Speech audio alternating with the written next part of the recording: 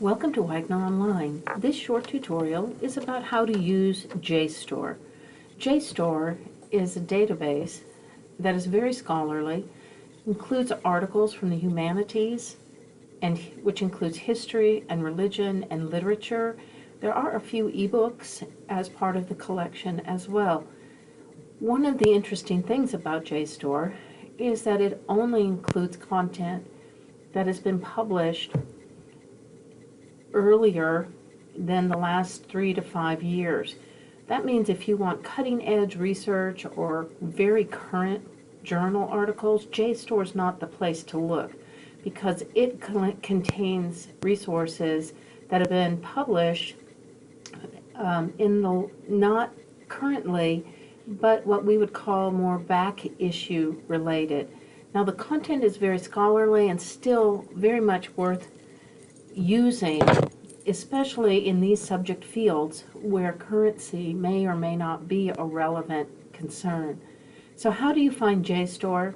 From the library website, click on the All Databases link. This is the A to Z databases page.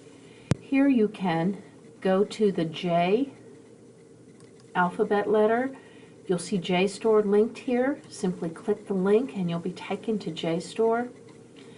Here's where you can search a topic. We could put an author in if we wanted to. Click search.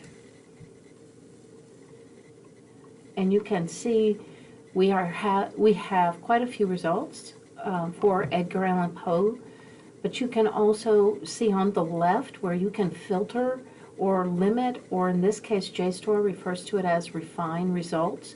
So you could search within, so if there was a particular title of a work, you could enter that. If there was a theme, you could enter that. You can narrow to just journals. You also can choose date ranges. There are subject areas here if you wanted to delve into subject related to Edgar Allan Poe, you certainly could. So for instance, let me just see what's in archaeology here, which is just 2. In these 2 articles, there is something to do with Edgar Allan Poe in it.